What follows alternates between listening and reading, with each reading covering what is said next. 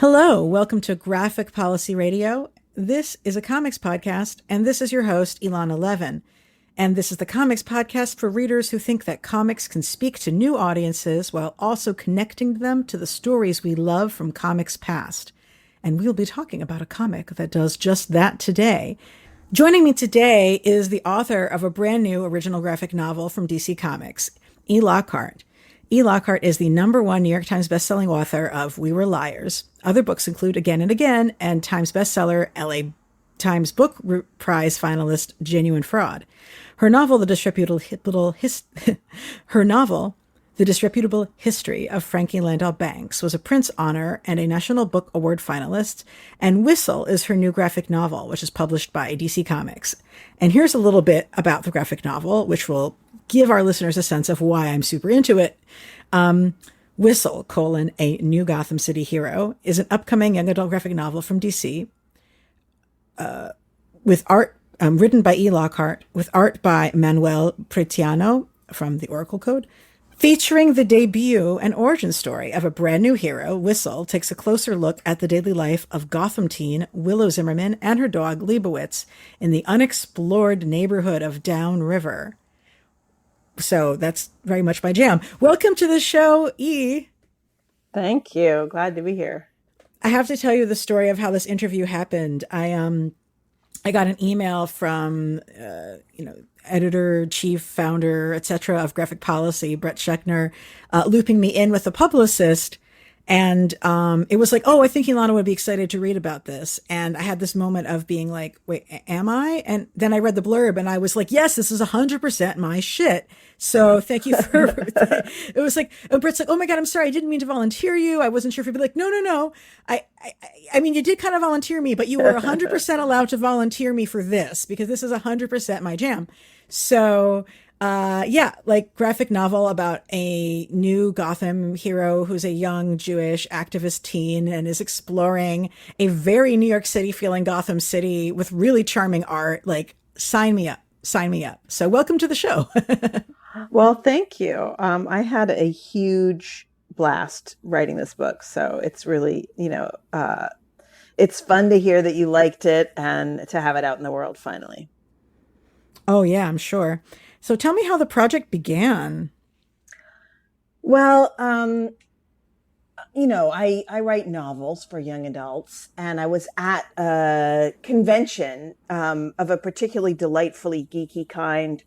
Library Con I don't actually know if it still exists post-pandemic, but it's a conference for librarians who specialize in youth culture, pop culture, things like that, right? So cool. I was there and I was on this wonderfully embarrassing and wacky trivia panel where I was supposed to be answering trivia questions, and the host was wearing Obi-Wan Kenobi robes, and I was basically failing to have any trivia answers whatsoever. And librarians in the audience, of course, all knew the answers.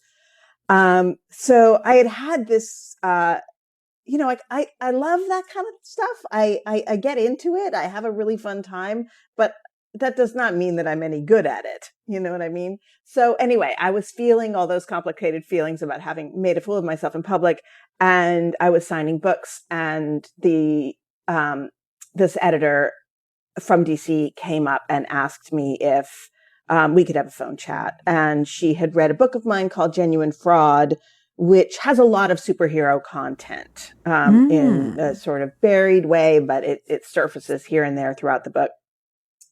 And so long story short, next time I was in Los Angeles, I went over to the DC offices, and they gave me this really sexy tour of the archives, by which I mean sexy to me, book geek. Like, I loved going into this room full of first editions and original art and movie memorabilia.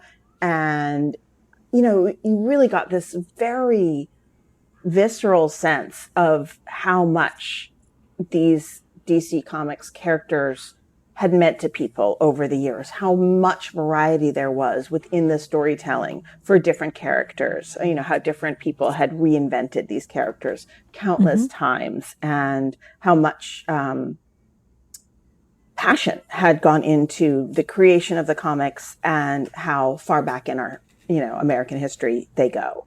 And so by the time I left this archive tour, I was like, sign me up. Well, I have no idea what they want me to do, but I am pretty much on board to be, writing something in the DC universe. And they invited me to invent a superhero and said if I wanted to put her in Gotham City, that was cool. So they knew I liked Gotham, and I said yes, and that was it. I love it. I mean, saying to someone, would you like to invent a new superhero is pretty much anybody who loves superheroes' dream come true, I think. Yeah, I was just like, how did I get to be the one invited to this party? But I was. So I dove right in, and I might have imagined that what I would do given the assignment to invent a new superhero is to, make a list of 700 possible superheroes and flail around and not know what I wanted to do.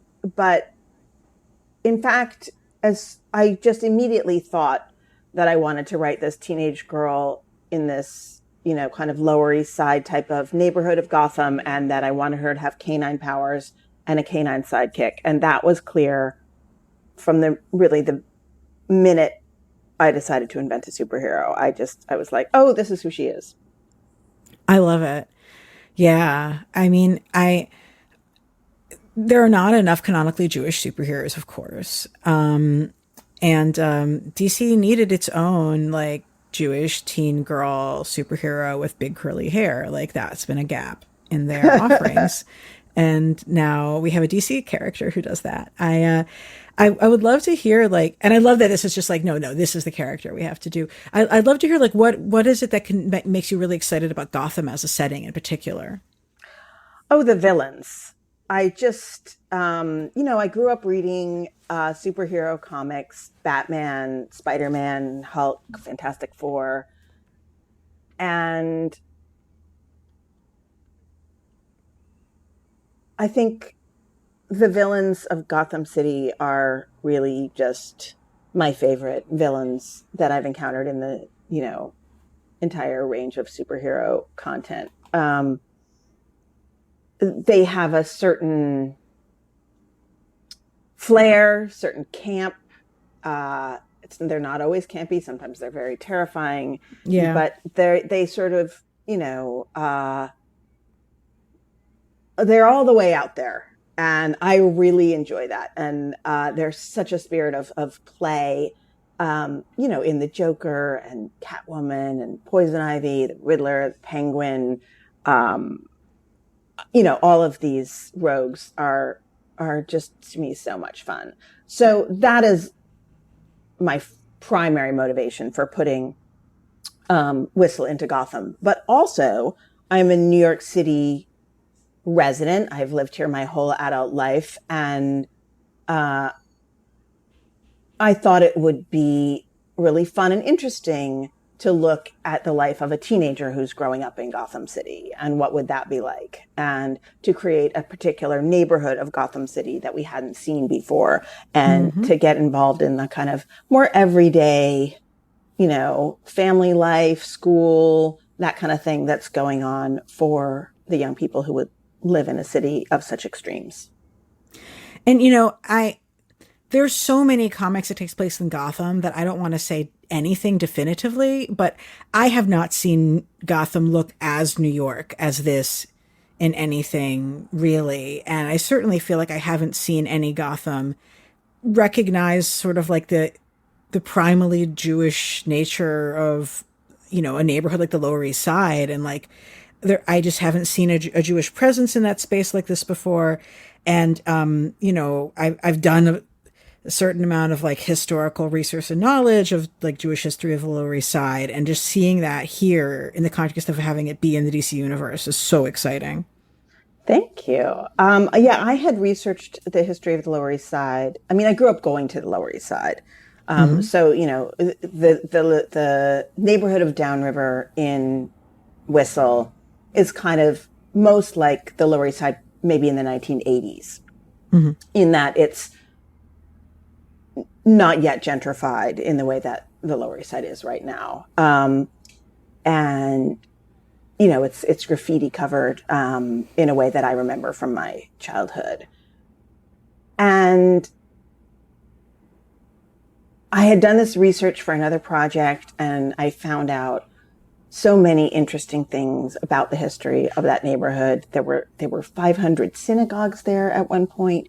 There were people from Eastern Europe, but also from other parts of Europe who were coming and making new homes there. There were waves of immigration, you know, from a little before the turn of the century, you know, up, you know, for another like 30, 40 years. And the face of the neighborhood changed as those people, you know, different types of people came in.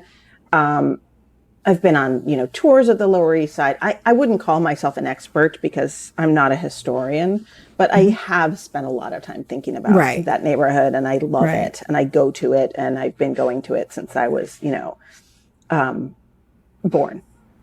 And so I just wanted to put it into Gotham and see what was going on. I mean, I think there are many other neighborhoods in New York that have different cultural histories that might also translate beautifully into Gotham. You know, maybe by other writers, and I would love Hmm. to see that too. Uh, and you know, it's the Lower East Side, and it's also heightened because it's suffering from um, you know, a series of very strange attacks that are um, happening to basically ruin the community centers of the area. So the library and the synagogue and the mosque and the church and, you know, the neighborhood community center, those are all getting covered with mysterious plants that choke them and prevent access and basically ruin those buildings and prevent people from using them. So there's this kind of superpowered mystery that's happening. The just like the synagogue, for example, like I literally recognize it. I mean, I think the artist Manuel did just really splendid work. But like, did you guys have like reference images from Yeah, store? we definitely Yeah. had reference images. We had a lot of Pinterest sharing that we did for the clothes, for the characters, for the dogs, and yes, also for the Lower East Side, including the Eldridge Street Synagogue and Yeah. some others as well. It's just so exciting seeing that in that neighborhood. You know, I think that there's some fans who have like headcanons around there being people of Jewish ancestry and like Bruce Wayne's background, and I'm not interested in like having a having that in there per se because like that doesn't feel like a Jewish story that I recognize in any way. Like I like don't want it to be like, oh yeah, global elites, right? Mm-hmm, um mm-hmm. so I just feel like there hasn't really been a Jewish connection to the space. And you know, fans will argue and get into lots of arguments about like, is Gotham New York City? You know, according to some old DC Comics maps from like the 70s, Gotham is in New Jersey, which means it's like might as well be New York City. But we also literally have New York City in DC Comics because they set the Teen Titans there, Mm-hmm, mm-hmm. you know, with the Wolfman Perez run. And I've always been someone who's been like, Gotham isn't New York. Like, look at the architectural style. I think it's really more Chicago. Also, leave me alone. But like, you have, like, you know, like, we're not like that. Gotham's like not a place I want to live. But like you've created a real feeling of a neighborhood here that is compelling that people would want to save and fight for. And like, so I'm also like, for the first time, I'm like, yeah, Gotham's New York. I don't have to be like, yeah, it's Chicago, go away. I mean, I hadn't thought so carefully about whether Gotham was New York. I think I've always just assumed that Gotham was Gotham and held within it the multitudes, you know, Hmm. and therefore that could also be a Lower East Side type neighborhood. Um, Hmm. what do you think about going back to what you were saying earlier about the sort of space for Jewish people in the Gotham City narrative. I mean, Harley Quinn is Jewish. Yep. And to me, that's the character that's come up the most in the conversations that I've been having about Whistle. Because, Whistle is officially the first Jewish hero to launch as Jewish in the DC pantheon since 1977. But Harley is, of course, the most popular Jewish character in all of comics. And she's still technically a villain, but is engaging in a lot of heroics in recent movies and elsewhere in some comics that I've read as well. So I think she's in a kind of interesting slippery place where we can't necessarily say whether she is a hero or a villain. But according to, yes, she is officially Jewish and was originated in the 90s as voiced by Arlene Sorkin, who was a Jewish comedian. Yeah, and they just didn't make it canonical until much later, and like it was sort of driven by like us being like, the voice, the performance, it feels in character, like this sort of resonates for us. But yeah, they didn't, sort of like her being bi, like people felt it a long time before it became a canonical like thing, basically. Yeah. And one of the things that was great for me as a creator is that I was not writing within the DC canon. I was just invited to create something outside of the canon, which gave me, wiggle room to link Whistle's origin story to her relationship to the Riddler, for example, and to give a backstory to the Riddler that is not canonical backstory, and to take Poison Ivy's canonical backstory and tweak it for my own purposes. There was just a really wonderful freedom to like play in that sandbox, but just make of it what I wanted to make and what was going to work best for my story.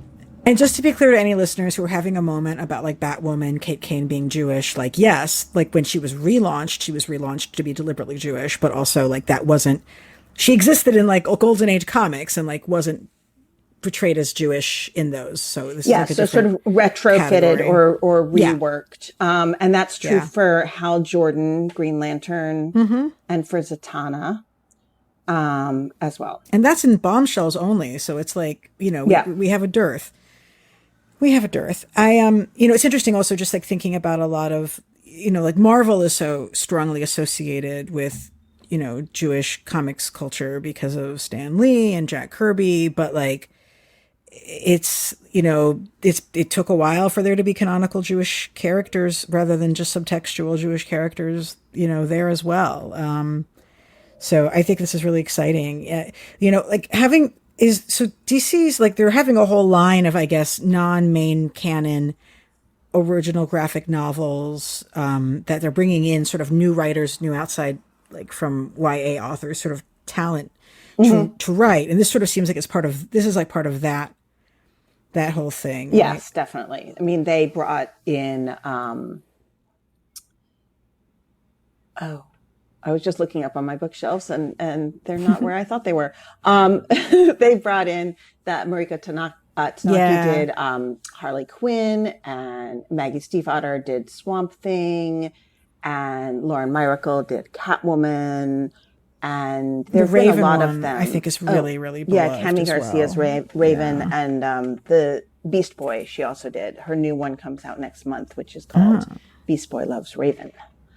And Cami is wonderful and really tells a great YA story in this DC space, I think.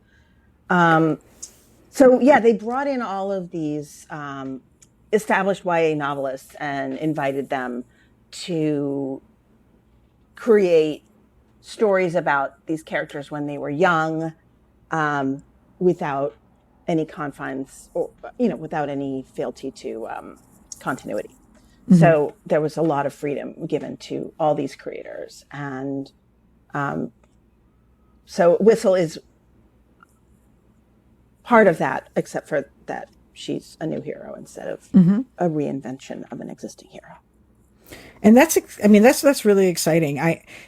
People always worry that comics continuity will be like the barrier that young people will have to entry in into reading comics. And so like I totally understand like the desire for there to be a YA and especially original graphic novel because like nobody young is picking up random floppies at a store. It's unmanageable.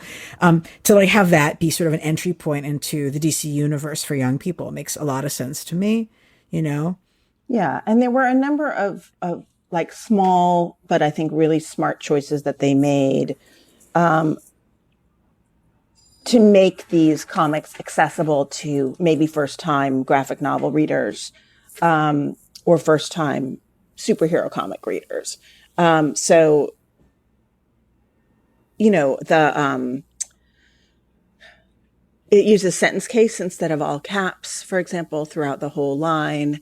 And there were a number of kind of careful choices made about, you know, being sure to have establishing shots and being sure to, make sure you don't change location in the middle of a page turn. Some things like that, where if you are a fully facile, experienced reader of comics, you don't need to be taken along through that orientation in the same way that you might if you haven't encountered this form very often.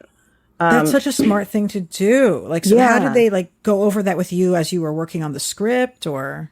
They basically have a comics 101 class that I attended.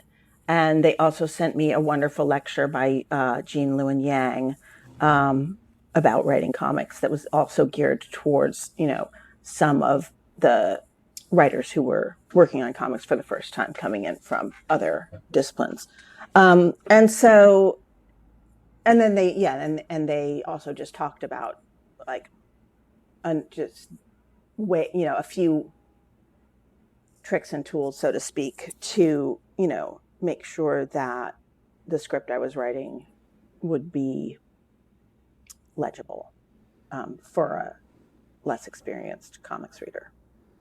It's so interesting just because like I don't remember learning how to read comics, but it really is a barrier to a lot of folks. So it's smart to. I remember not being able to read comics. I remember getting hold of my uncle's comic books and not knowing whether to go left, right, or up, down because the panels were not, it wasn't clear to me. I just didn't, I don't know. Like I was completely flummoxed by, you know, a splash page or a half page, or I don't know. It seems almost impossible now, but I remember not knowing how. So how did you get into comics yourself? Was it through his collection or? Yeah, well, my uncle used to take me and my cousins to this comic book store in Seattle. I think it's still there, Golden Age Collectibles in Pike Place Market. And we would go and they had a lot of used comics in these, you know, cardboard bins, and they were like 10 cents each. And there were, you know, bins and bins of like Richie Rich and Little Lulu and Archie and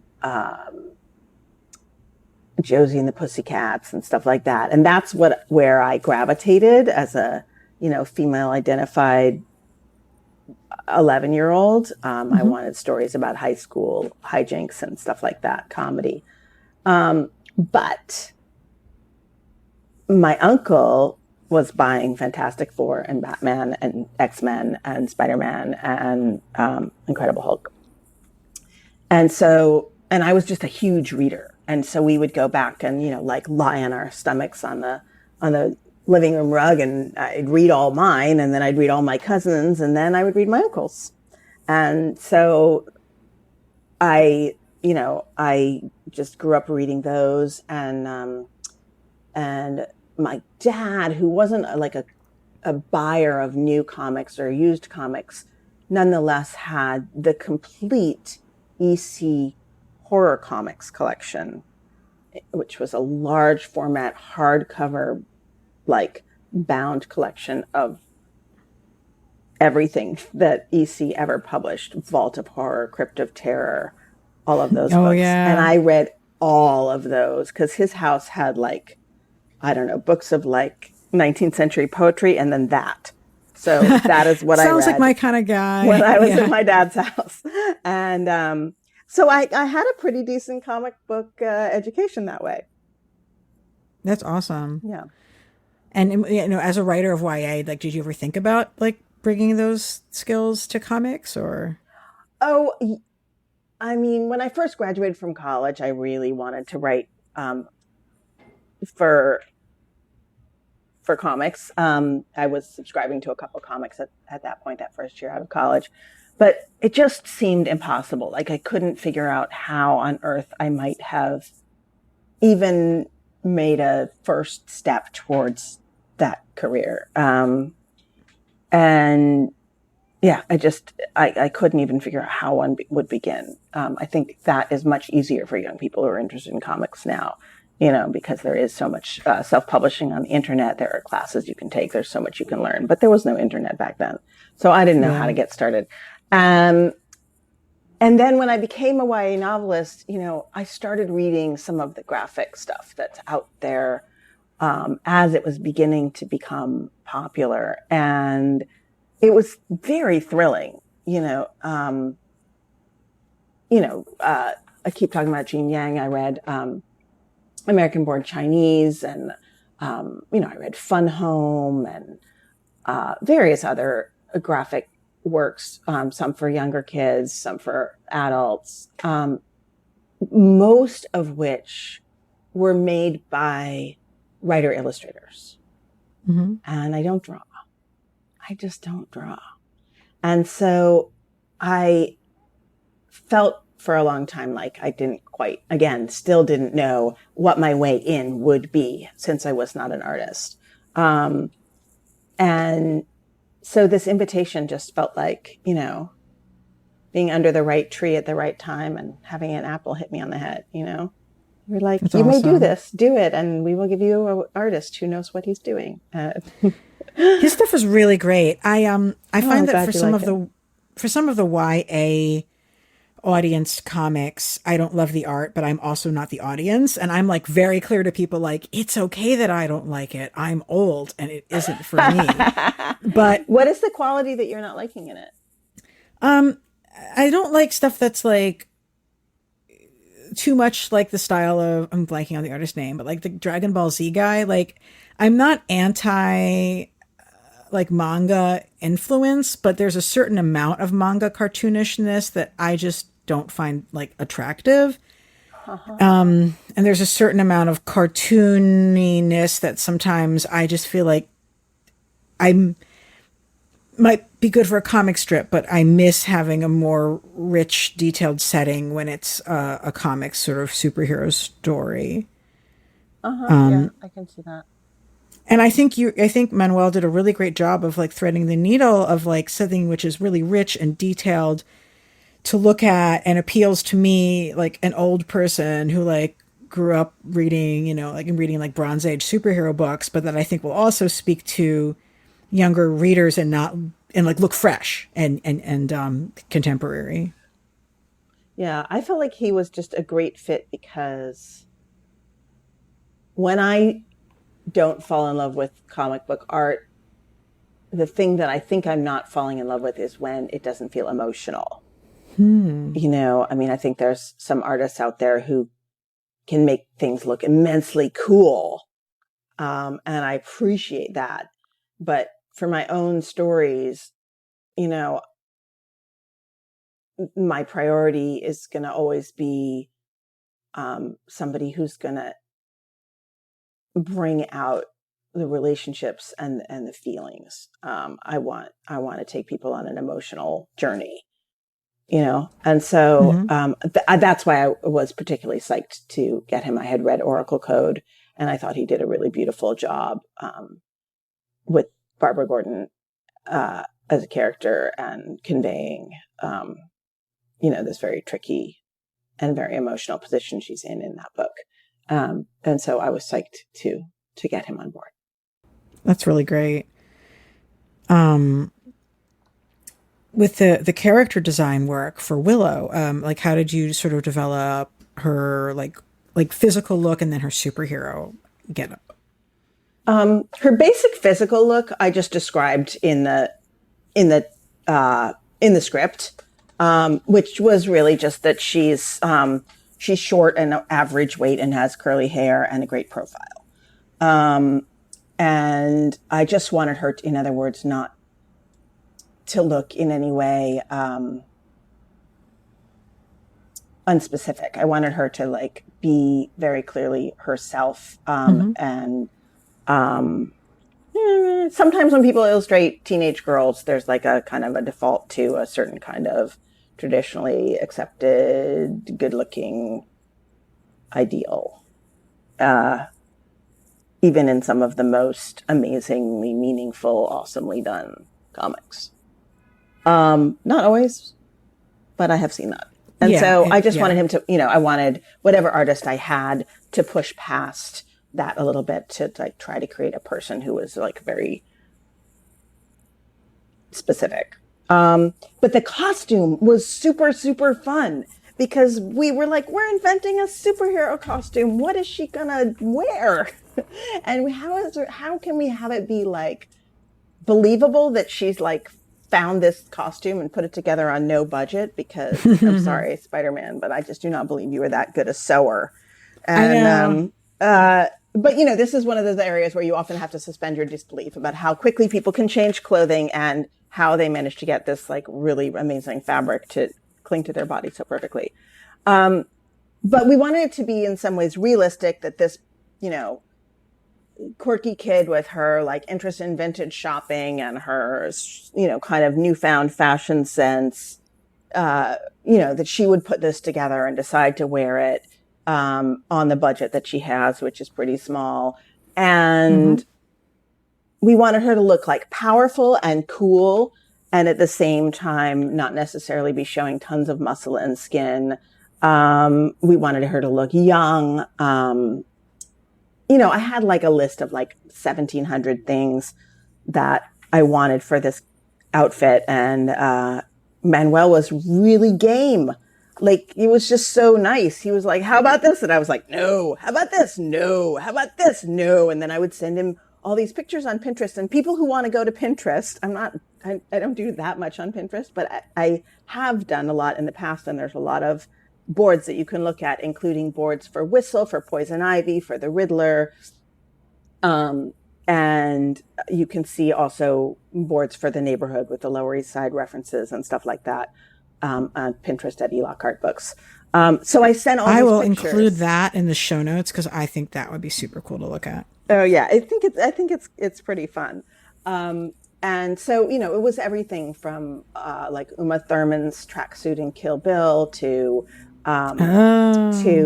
some images of Rihanna and Gigi Hadid, also in like really cool looking tracksuits, to images of athletes, speed skaters, Simone Biles, people who were wearing figure hugging outfits that made them look like superheroes to me, like powerful looking, but actual people in these clothes who were actually athletes. And I loved those images as well. I think we had like some Taylor Swift pictures in there. We had all kinds of stuff. And he just kept drawing, and he tried a million different color combinations. And we had a little posse of 13 and 14-year-old female people who got on Zoom with me, and I showed them all these different images, and they talked about what they liked and what they thought was cool and what they thought was dorky. Neat. So they were a big help as well. And eventually we settled on this outfit. And we also wanted people to be able to cosplay it. In my dreams, right? People are cosplaying my character. This has not happened yet. And I doubt it will happen this Halloween or this Comic-Con, but maybe in the future. And we wanted people to be able to, sort of peg this outfit. It's like a white tracksuit with black details and orange sneakers and hair up in a top knot. And it's really cool. Yeah. I love like the scene of her considering different costume options, which is really, it's a classic like comic superhero trope now, but like with reason, like it works. But I also love that her like shopping, her shopping montage with Pam is Yeah. like vintage shopping montage, and like recognize, like it's not just any vintage stores, it's the vintage stores that only get the good stuff. And I'm like, yep, that's where I go because I don't have time to dig through Goodwill right now. It was like the most relatable shopping montage of any comic, and her Thank you. clothes resulting from it are fabulous. Like they're actually with it, and cool and unique. They're not like generic either, A lot of personality in the costuming, which is so important. Thank you. Yeah, we did work on the clothes a lot, like again, a lot of Pinterest, and consulting with young people that I know to make sure that, you know, that we were finding clothes that would be, you know, cool, basically. Consulting with young people sounds really wise for this sort of endeavor. We can only know so much. Yeah, I can tell a story by myself, but I can't pick an outfit for a teenager. So you have a lot of exciting appearances from various DC villains in this story, including some like background shot appearances as well. But with the superhero choices, like I really like the idea of Riddler. This is a mild spoiler, but really hardly. Having been like a college friend of her mom's and like having that connection, because that's the kind of thing you would have in a city, where people do know each other from school and like they have that history together. How did you decide on him as the primary character to have that backstory with? I just like the Riddler. I like the wordplay. I was thinking, what can I, who can I bring something to, right? And I thought I can probably find some good wordplay. I like that sort of thing. You know, I felt like I just felt like I could do something with him, and I thought he was an interesting. I thought a lot about that trope of the dark mirror, right? What character? How is the villain the dark mirror of the hero, right? What is it about the villain that strikes at some vulnerability in the hero, right? How is it that the villain is who the hero might turn out to be? And what my version of the Riddler has is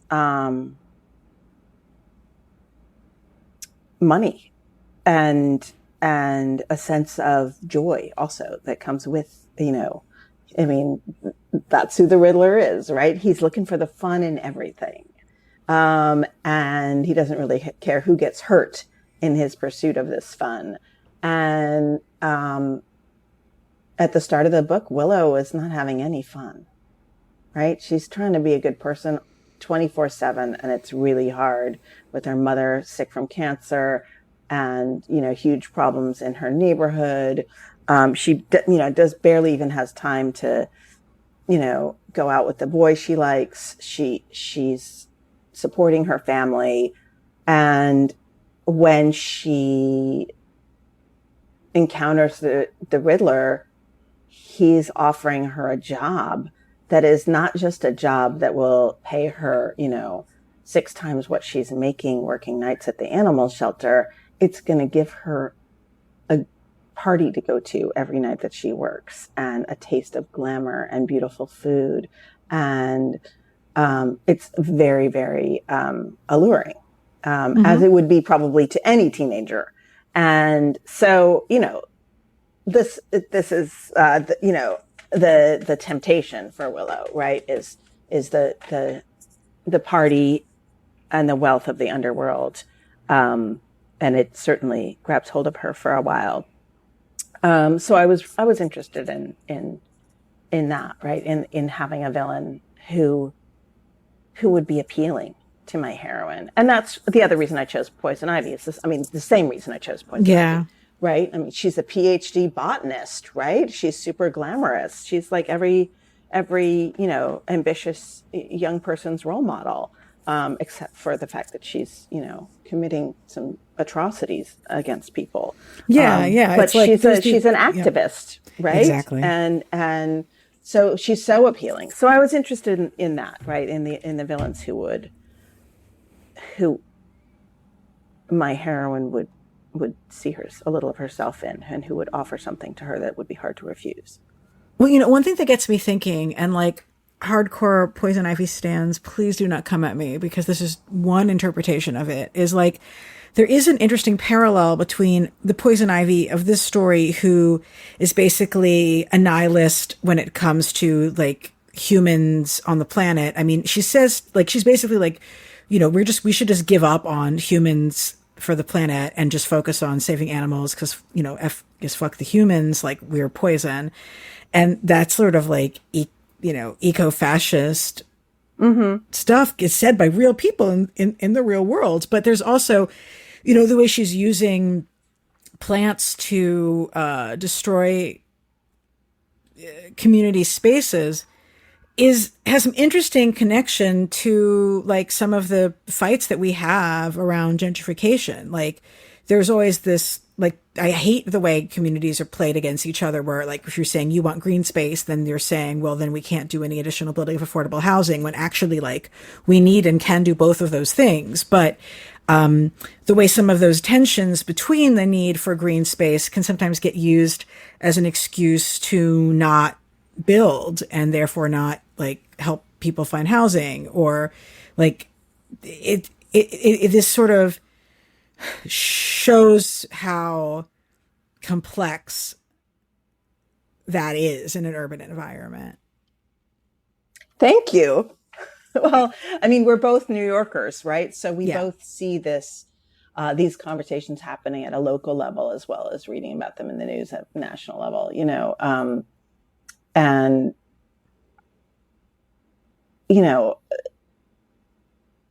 the conversations about gentrification are, I think, ongoing and complicated, right? There's the green space versus the affordable housing. And then there's also, there are terrible things and benefits that gentrification brings to a community. And, there are bad people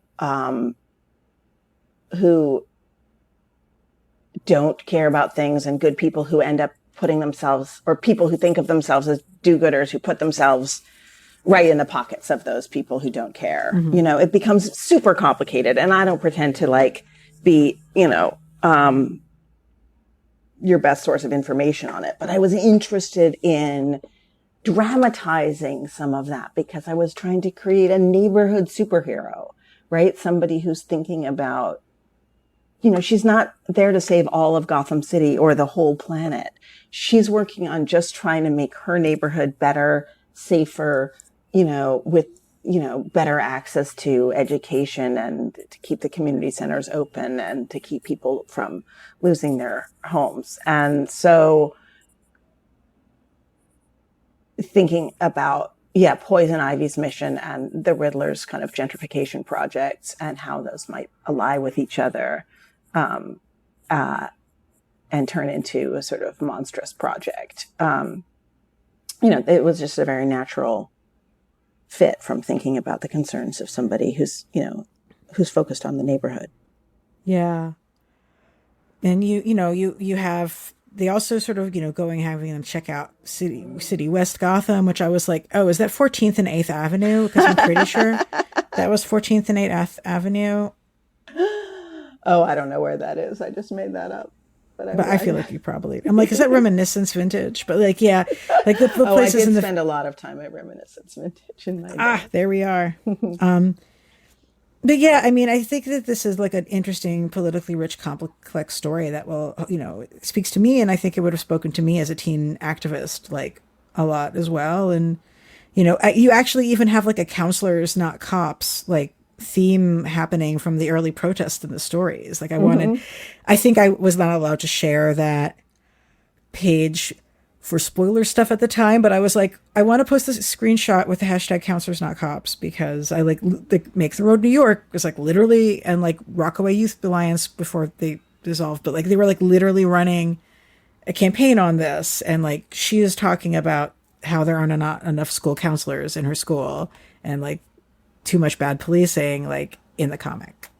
So Willow's activism is really based on teenagers that I know now, teenagers that I hang out with regularly, and also teenagers that I meet when I've been lucky enough to go, out to book festivals or out on tour.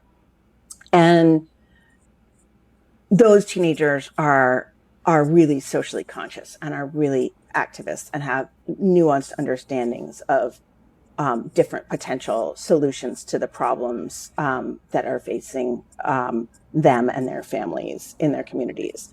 And when I was a teenager, I just like wanted to get the lead in the school play and get a certain boy to like me and go to a party. Like that's all I was interested in. And that's where I was at. And it's really amazing to me to see how awake to the world so many of the teenagers are that I encounter. And there's a lot to complain about the internet, but people are not asleep about this stuff anymore. And they are encountering news stories all the time. And it has made many of them care more and take action when they're really young. And I just love it and admire it and wanted to put it in a book. Well, actually, you remind me of the really wonderful love interest character you've written for Willow. He's like great. I want to talk about a little bit more about the inspiration of him, like showing up and being like, actually, no, I'm like new to this country and I do not know what a Reuben is. So I was like, that's a good point. Good point there. Well, do you recognize his name? Yes, I do. Well, so, I have long-term plans for this character, and I gave her a boyfriend who may have some superpower secrets of his own. And so some of his backstory, lines up with the superpower character that he is, which is not revealed or even delved into in this first Whistle book. But it's there for future use. And so, again, out of continuity, I was able to take Beast Boy and stick him in this high school and think about, the backstory that DC has for him and how I could, repurpose that to create a character, that Willow would fall for. Yeah. I just like, I love their conversations, and I think like having someone who grew up in Lagos and is sort of like, that's a real city, let me tell you about that, is like an interesting, because the US can be very much like, the US idea of Africa is really backwards. Like American folks who don't have family in Africa seem to think that like people in Africa live in like the past or something, when like they have lots of very modern big cities that have like cool stuff that we don't even have. So I appreciate getting the hint from him and his own like background there. Yeah. And he's like, that Gotham is weird, right? They're like, oh, there's this crocodile guy in the loose who's like killing people. And he's like, I like your Reubens, but what? This other stuff is pretty weird, right? And they're like, oh, is it? We're used to it.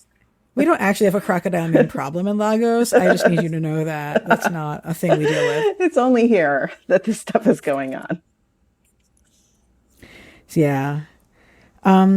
So, with this being its own sort of, and we haven't even talked about dogs yet. So it's interesting about the thing with, I sound like you knew you wanted it to be dog powers from pretty much right off the bat. Like what drew you to that choice? Well, I mean, I could definitely be accused of putting talking dogs in books at every opportunity. I do it's an ongoing, I guess, fantasy of mine. Like, I think from childhood, like, what if my pets could talk to me? Wouldn't that be awesome? I mean, I think it's that basic for me. But it is a sustaining interest of mine, like human-animal relationships and connections, and dogs in particular. And, basically, if I was going to get to be a superhero, the first thing I would want for myself is a talking Great Dane with whom to do my superheroics. And so it was a very natural step from, oh, she's going to have a talking Great Dane to, well, she has dog related superpowers that mind meld her with this Great Dane so that she can talk to it. And from there to having a superpowered whistle who calls an army of dogs, which calls an army of dogs, right? So that is basically the biggest part of Whistle's superpower. And I didn't know anything about Ratcatcher until I saw the Suicide Squad. Right. And I was like, well, nobody else this is did clearly either. the best superpower ever. Like it's all down to the Ratcatcher too, in the Suicide Squad. So, that felt great to me. I was like, a little sad that somebody else could magically call all these animals, but I felt like I was completely right that this is an extra awesome superpower. And that, the only thing that would be better than rats is dogs. So there you go. And,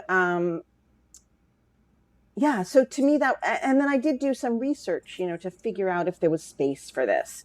I had the idea for a Jewish superhero. I had the idea for a canine related superhero. And I dove, as deep as I could into the internet to see if people had really already done this. And I needed to dig further for a fresh idea. And, the answer is no. I mean, there's lots of superhero pets, but there's not a single female superhero dog in the universe. Right. And there are not a lot of dog-related heroes, or there's no one who has really reached any ascendancy. There was definitely room, I think, to play around with it in the way that I wanted to.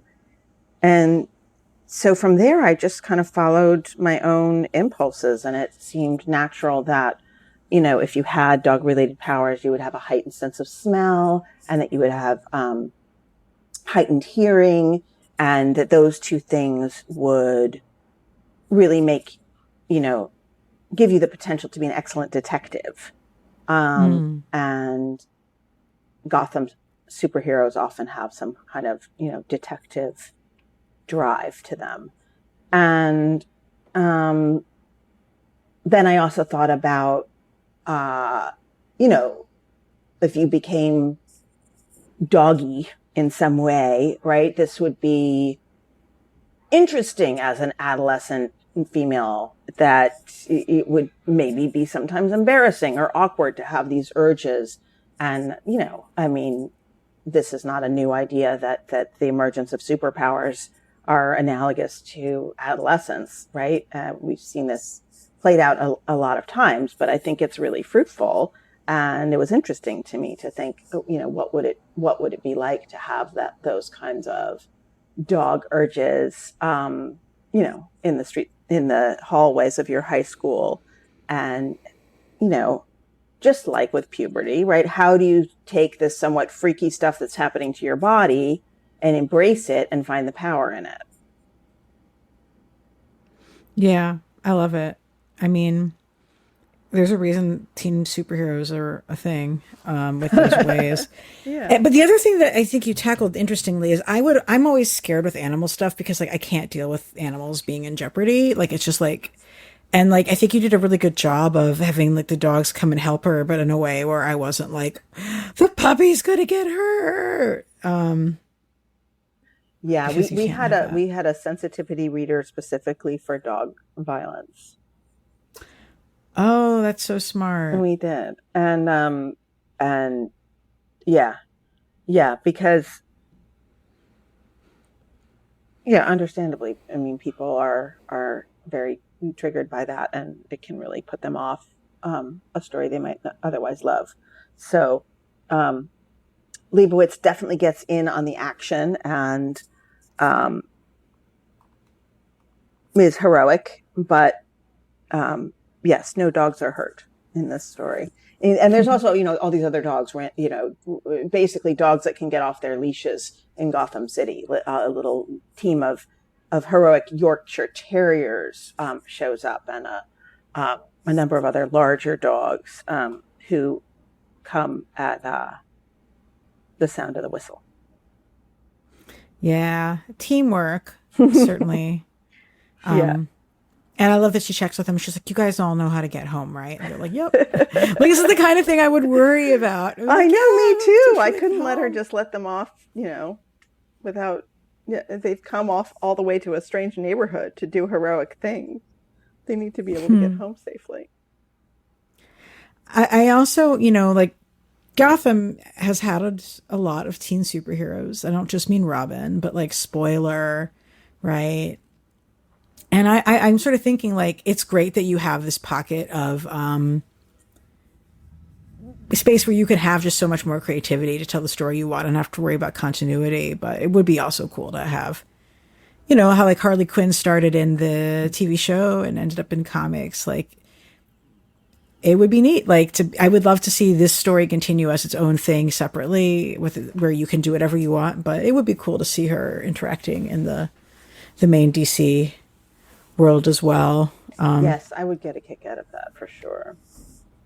Yeah. I mean, and one of the choices, I actually should ask you, was it your choice to have Batman not appear in this, or was that part of like the math for what DC wanted? That was DC's choice. I mean, yeah, I'm not sure. That was clear at the outset that um, that it was probably best to leave Batman out of it. But also, Batman that casts a long, pointy shadow, Yep. and he's a lot to reckon with. And there would have to be a lot of explaining about why he wasn't helping, and or he would have to help, or what was he doing? Was he off at the with the Justice League, or then why would he be neglecting this bad stuff in Gotham City? Like, it was sort of better to just not weigh the story down with a lot of explanations about why Batman was here or there or what he was up to. Do you know what I mean? Like it was. So it was partly a streamlining issue, and it was partly a way to let this character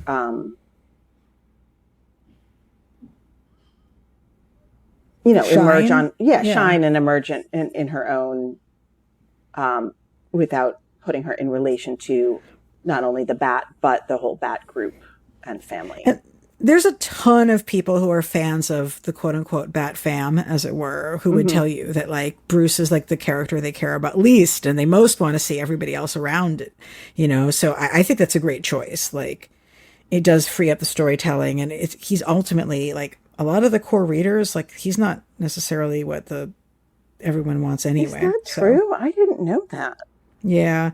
I'm sure it depends what part of fandom you're hanging out with or what have you, but like I just see so many people who are just like there's like the hardcore Poison Ivy folks, there's like the the Robins, like the hardcore fans of the various Robins, Anybody who's like a big fan of like Spoiler, aka Stephanie Brown, is like, fuck you, Batman, you try to keep my girl down, so and there are people who are just straight up fans of the setting of Gotham itself, and don't want to have that ongoing conversation about why does Batman do this? Why doesn't Batman do that? It's like, no, we just want to be in this like really cool sort of gothic noir location. Right. I think that's where I am. I think reading about Gotham City has always helped me make sense of the city that I really live in, right? Like it's because New York is intense and it's creepy and it's weird and it's amazing and it's theatrical and it's sexy and it's, you can eat your way from the top to the bottom and never be done. But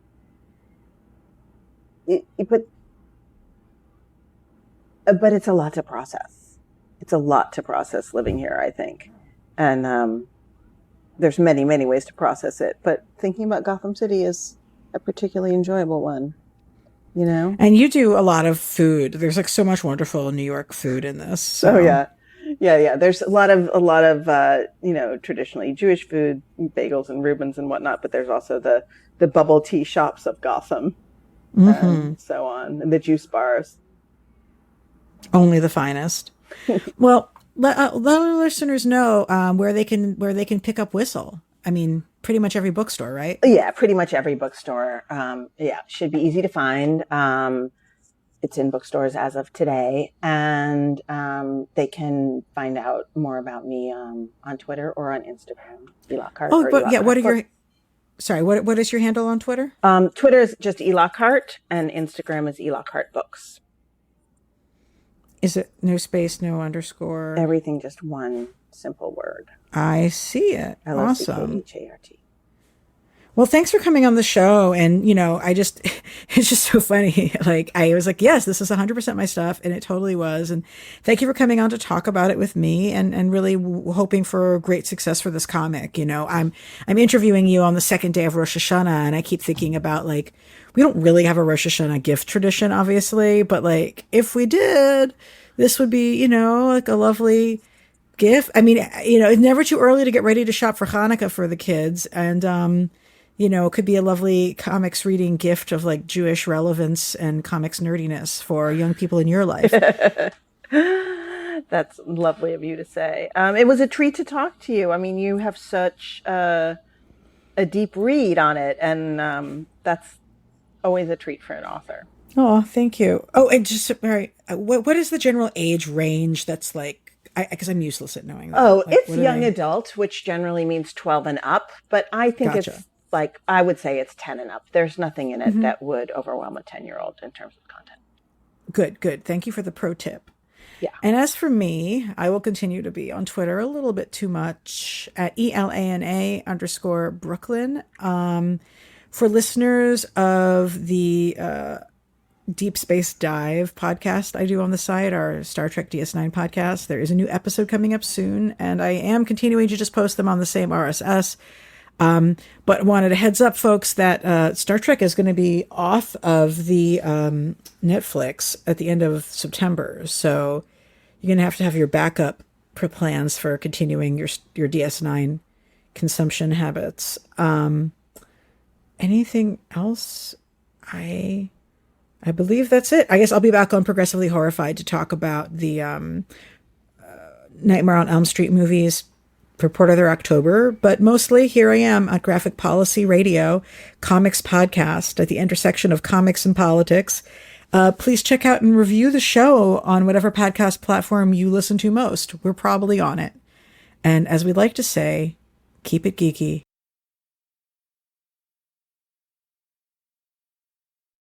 Hey, thanks for watching the previous video from Graphic Policy Television. Just by watching, you help support our site. Thank you so much. Now, if you're watching these videos, you probably care about geeky things like movies, television, comic books, toys, games, video games, you name it. You can go and subscribe right now to our YouTube channel to stay in touch and catch all the new videos, or check out our website at graphicpolicy.com. There's a nice link on this end of the video. But as always, thank you for watching. Keep on rocking and keep it geeky.